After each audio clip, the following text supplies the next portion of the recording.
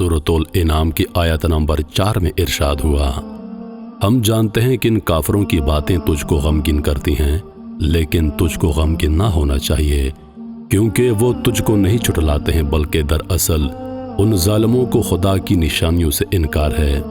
तुझसे पहले अंबिया भी छुटलाए गए तो उन्होंने अपनी तकज़ीब पर सब्र किया और उनको भी ईज़ा पहुंचाई गई, यहाँ तक कि उनके पास खुदा की नुसरत आई।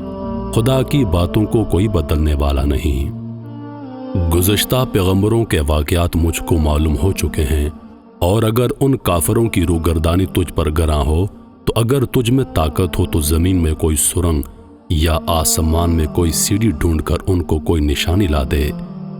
अगर खुदा चाहता तो उनको राह हिदायत पर मुत्तफ़िक कर देता। तो गमगीन होकर जाहिलों में से ना बन। दावत इलाही को वही कबूल करते हैं जो आवाज़ पर कान धरते हैं, और ये काफिर जो दिल के मुर्दा हैं इनको खुदा ही उठाएगा, फिर उसकी तरफ लाए जाएंगे। ये कहते हैं कि इस पैगंबर पर उसके परवरदिगार की जानिब से कोई निशानी क्यों नहीं उतारी गई। कह दे कि खुदा निशानी लाने पर कादिर है, लेकिन अक्सर लोग नावाकिफ हैं।